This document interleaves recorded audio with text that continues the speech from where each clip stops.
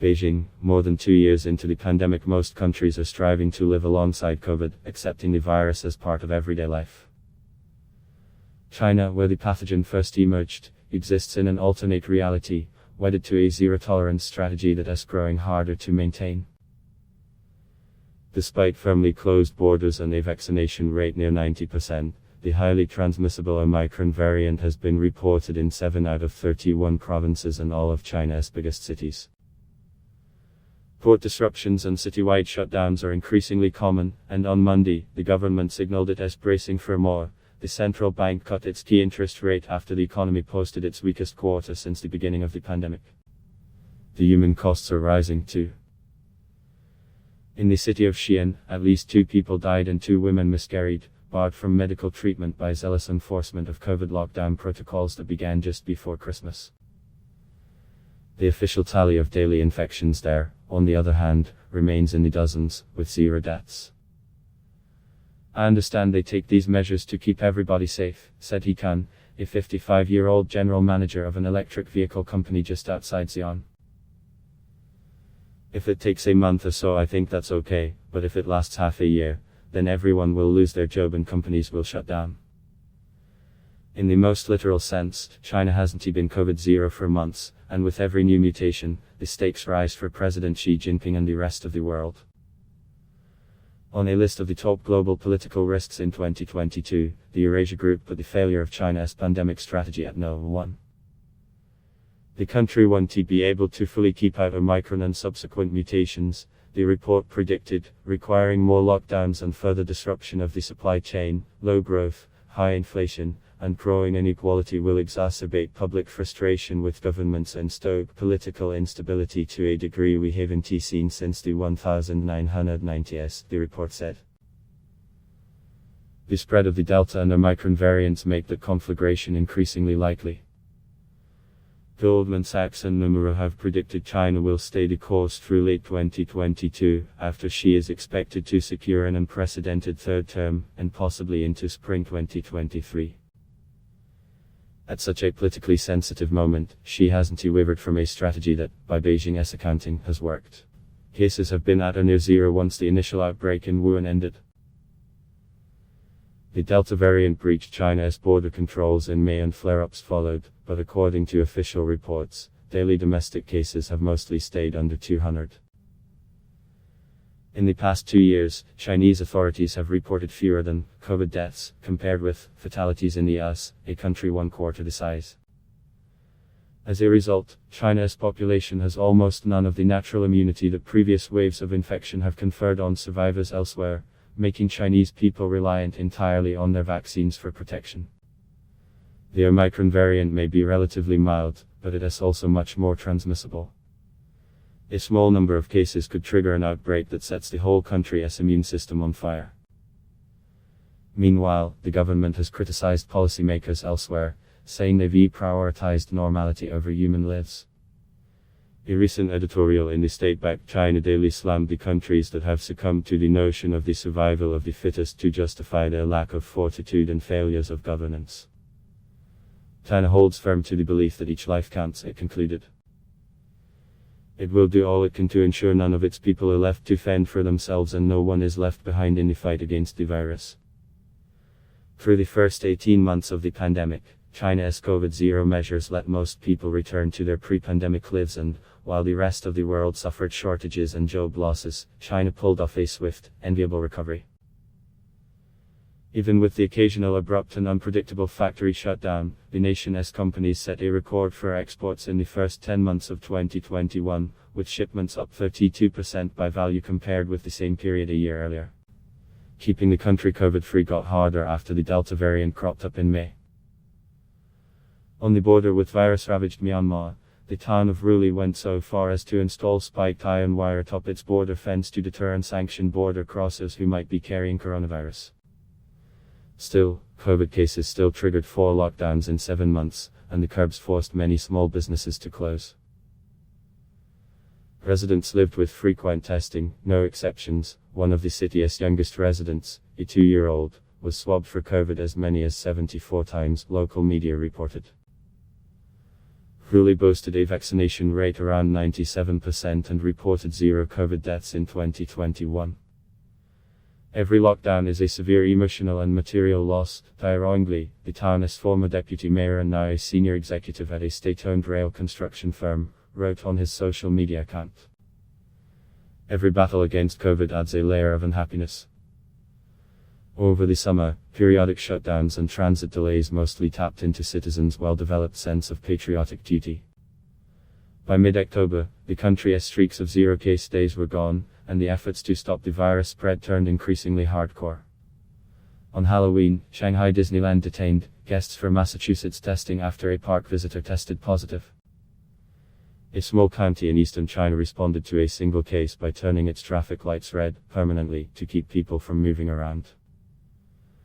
When a Beijing teacher and student tested positive in November, the government ordered snap lockdowns for hundreds of students and staff. Anxious parents waited outside the schools through the night. Some eventually brought pillows and blankets to join their kids in quarantine. In December, the Delta variant hit Xi'an, China's 10th biggest city, and the government response triggered new wrath. Authorities banned people from shopping for groceries, then failed to deliver food to residents. Some started trading with neighbors, swapping cigarettes for instant noodles and other shelf-stable foods. One tearful woman posted a video online, pleading with local COVID containment staff to let her leave her apartment to buy period supplies. 2 pregnant women miscarried after hospitals refused to let them in, citing COVID containment protocols. A man in his 60s died after suffering a heart attack. He was turned away by several hospitals because he hadn't taken a COVID test. By the time he took one and it came back negative, it was too late. All that, even before Omicron emerged. The new variant cropped up first in Tianjin, next to Beijing, then in Anyang in central China, then in the northeastern port city of Dalian. The Tianjin local government ordered citywide COVID testing, closing companies and government offices for half a day. Toyota and Volkswagen halted production at their factories in the city to accommodate mandatory testing campaigns. Airbus, which is a major aircraft assembly hub in the city, also warned of Omicron's impact on its production and demand in China. For long battle now, Omicron cases have been reported in Beijing, Shanghai and Shenzhen. The Lunar New Year holidays, traditionally China's biggest travel season, are less than 2 weeks away, and local governments have warned residents that if they leave, COVID containment measures might block their return. Transportation services are suspended in places with confirmed cases. Testing is mandated, creating long lines in bitter winter weather. Workers tasked with enforcing the curbs and testing are also under increasing strain. Some have reported passing out from stress and long hours. Part of China's problem lies with its vaccines. Initially, China led the world in the race for a COVID vaccine. By early 2020, pharmaceutical companies Sinovac and Sinopharm were testing shots based on small, inactivated doses of the virus, and China was the first to approve them for frontline workers. Later that year, China started to ship hundreds of millions of doses around the world, making its shots the mainstay of inoculation programs in Indonesia, Chile, Brazil, the EU and elsewhere. Efficacy rates for Sinovac's Coronavac in particular ranged wildly in different trial sites, but the inactivated vaccines offered decent protection against severe disease and death. Crucially, they were widely available to the developing world at a time when the US and European countries had cornered the market on the newer, more effective mRNA vaccines. Widely used during the first 6 months of 2021, Sinovac recorded $11 billion in revenue, a whopping 161% increase over the same period a year earlier. It also warned that the future isn't likely to be so rosy, nodding to the competition from more effective foreign shots that use newer technologies. The emergence of new variants raises fresh questions as to how well China's vaccines are holding up, and so far, there is no definitive answer. Research from Hong Kong University concluded even 3 doses of Sinovac's inactivated shot produced insufficient antibodies to prevent infection against the new variant. But a preliminary study from Chile, where more than half the vaccines come from China, found that Sinovac's jab does trigger a cellular immune response, which indicates that the shot should still shield against severe disease caused by Omicron. The scientific and clinical evidence undoubtedly makes Coronavac an excellent candidate to be applied as a second booster dose, said Alexis Kolergis, a professor at the Universidad Católica de Chile and director of the Millennium Institute on Immunology and Immunotherapy. Even more so when worldwide there has been an increase in cases due to the Omicron variant, and we must maintain a high immune response to be protected. As countries like Australia and Singapore have learned, the transition away from COVID-0 is rough. There is no clear path for China. By one official estimate, the strategy has avoided 1 million deaths and 50 million illnesses. While the new variant has been relatively mild in the countries where it has spread, those are also places with some pre-existing immunity from infection or inoculation, and even then, the virus has still spread quickly and widely enough to clog hospitals. Liang Wannian, the senior official who has led the national pandemic response since 2020, said stronger efforts are needed to fight Omicron, but others would like to consider the endgame. China should learn from how others are opening up and consider changing tacks when the cost of COVID-0 outweigh the benefits, Zheng Wang, the former chief epidemiologist at the Chinese Center for Disease Control and Prevention, said in an interview with domestic media in August.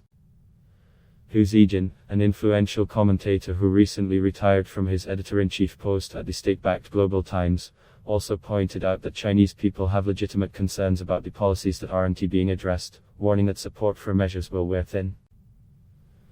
Pharmaceutically, China doesn't have many immediate options. It could offer third or even fourth doses of the inactivated vaccines. The mRNA vaccines from Pfizer and BioNTech have also cleared regulatory review in China and could, in theory, be offered as boosters. But politically, making the Western vaccines available now would undermine China's narrative of self-reliance and the superiority of homegrown technology. The Communist Party would also want reciprocity. If China approves a foreign vaccine, it would want the same treatment for its shots. The government is more likely to wait for a new inactivated vaccine that targets Omicron specifically, similar to how the flu vaccine is tailored each year. Get it approved fast, said Jin Dongyan, a virologist at Hong Kong University. This is a very mature vaccine platform. Even if there are challenges, they can be addressed.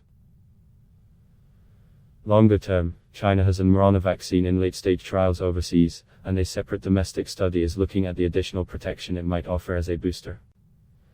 Sinopharm also has a new vaccine based on recombinant protein technology that has been approved in the EU. A dose of that shot adds protection against Omicron for people who have had 2 doses of inactivated vaccines, the company says. China's latest economic results and the reaction by the central bank show how much strain the government is under. Beijing's longer-term goals call for stronger domestic consumption, less dependence on overseas demand. COVID-0 has given it the opposite. Even if domestic demand weren't flagging, the strategy increases China's dependence on exports. It is bad timing. The rest of the world has begun to spend money on services again, and it makes the country more vulnerable to tariffs and trade policy, not less. Frustration is rising among Chinese citizens, who can do little but wait. With worsening outbreaks, the consequences of exposure have grown harsher. Last week, 3 people were sentenced to 4+ years in prison for violations that, the government said, led to a COVID outbreak. In Hong Kong, which is enduring its own COVID-0 restrictions, a recent case was traced to a pet store. When a hamster tested positive for COVID, the government sent more than 100 shop customers into quarantine and ordered the culling of thousands of hamsters, rabbits, chinchillas and other rodents in the city. I just keep watching what's going and following the rules, said Hikun, the automaker in Xi'an.